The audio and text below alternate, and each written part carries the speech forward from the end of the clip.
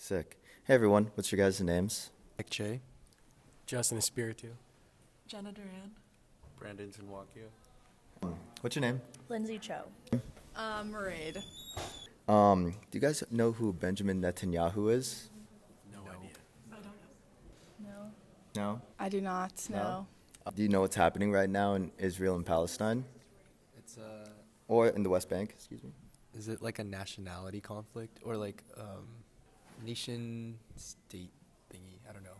It is. Right? It Yeah. is. Someone else know anything? I don't know anything. I just know No? there's a conflict. There's a conflict? Kind of, yeah. Kind of. Could you explain? I just know that there's like a lot of tension over there right now. Mm-hmm. I'm not sure about the person that you talked about, but yeah. Not really. I'm not super informed. No, that's okay. So Benjamin Netanyahu is the newly elected prime minister of Israel. He just got elected.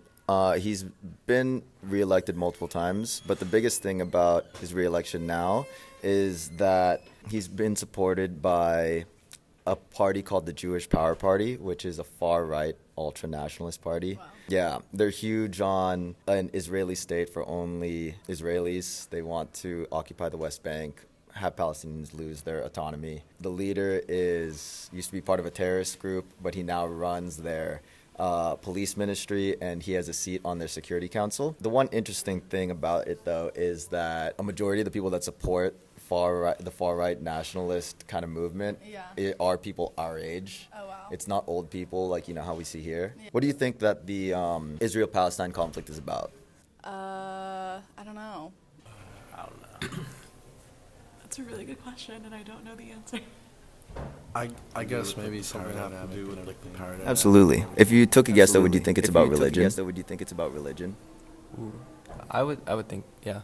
Yeah. There probably has to be some sort of religion involved. Yeah, I would say they're both like really religious countries. Mm-hmm.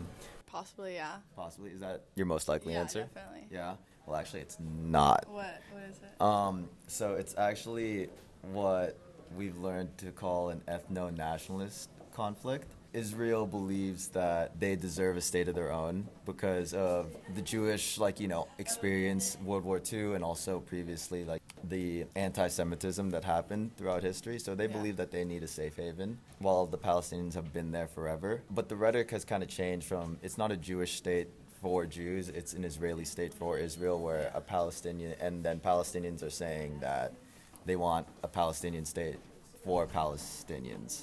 So it's actually not a religious conflict, it's more ethnic. Would you guys have guessed that was who was supporting this kind of far-right movement? Yeah? Thank you. Did for you find this informing me. interesting? Yes, definitely. I'll tell my friends. Awesome. For sure. Thanks. Did you guys find this interesting at all? Weird and I different. think it's very Right? interesting. Is that Yeah. interesting at all? Yeah. Yeah? Sick. Thank you. Did you learn anything new in this? Yeah. I mean, everything you just told me, that was very informational to me. I obviously am not, it's, I think, important for people our age to be, informed and educated about this because I feel like it's not really talked about as much. So thank you for, Thanks for taking the time. of course. So this is our wrap-up, and we just wanted to take time to go around. Did anything surprise you guys about the answers that we got? Something that surprised me was how uninformed it seemed like a lot of Americans are about this current situation, and seeing that it's such a big issue, I feel like more people should know about this and know the basic facts behind it.